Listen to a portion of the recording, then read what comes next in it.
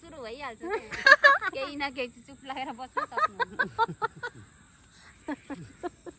त्यही भएर त वाउ पनि अबु पनि अब्बे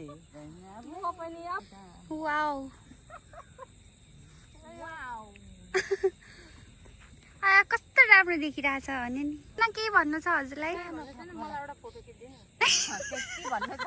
उसले हेर न पहिला हामी त जान्थ्यौँ नि त उतै जानु पर्ने आऊ कान्छा हामी नजाने आउने फेरि जाने एकचोट जाने नजाने हो दिदी भन्छ अहिले मन्त्रीज्यू कस्तो लागिरहेछ हजुरलाई कस्तो न कस्तो नि अब किताब बेचिरहेको थियो पक्रेर ल्याएर मन्त्री बनायो अब के गर्नु पर्ने कस्तो न कस्तो के भन्नु अब खै त्यसरी गफ गरौँ नि आउँदैन पनि गरौँ फेरि होइन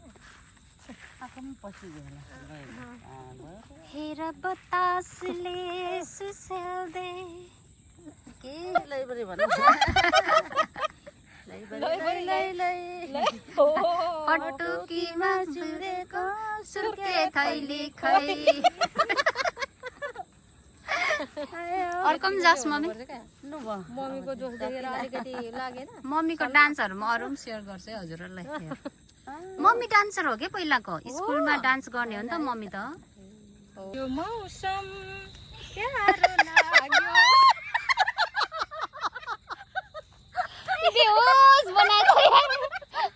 अनि गीत गाउनु अरे गायकले लगाएर म यहाँ गाउनु पर्ने कस्तो राम्रो सुने हो नि त एक्टिङ पनि दामी थियो बाटो रहेछ है यता जाने रहेछ गाडी चाहिँ देशको युवाहरूलाई के भन्नु के अरे जेसुकै गर भन्न चाहन्छ देशको युवाहरूलाई के भन्न चाहनुहुन्छ जेसै गर भन्न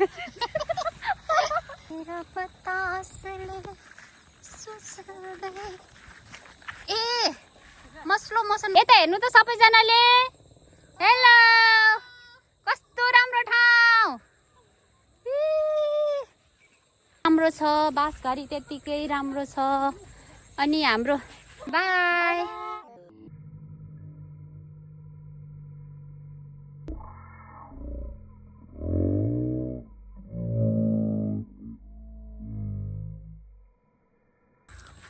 कता हिँड्नु भएको हजुरहरू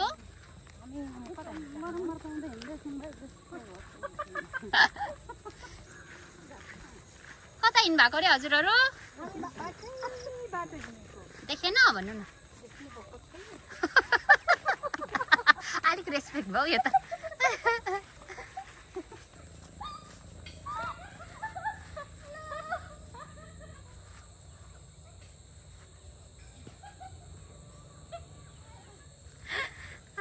हाम्रो मम्मी त अलवेज स्विट 60 बाँसघारी फेरि त्यस्तै राम्रो छ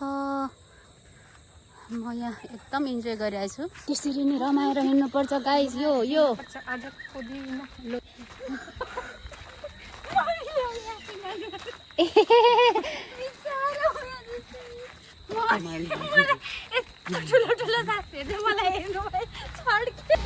ओके छ त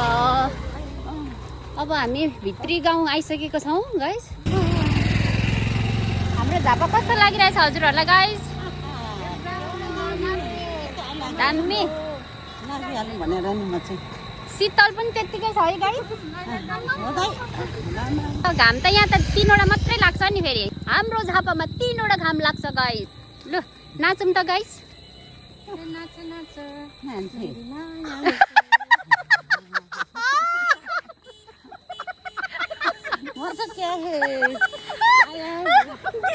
गीत त खतरा खतरा आउँदो रहेछ नि त गाइस मलाई त मेरो रिएक्शन में चाहिँ यहाँ समझ में नहीं आ रहा है कि क्या कर रहे हैं को डोली चढाई तिमीलाई लैजाने बसौँला सानो घरमा त्यति भए पनि हाँस्नु पाउनु भयो हेर्नु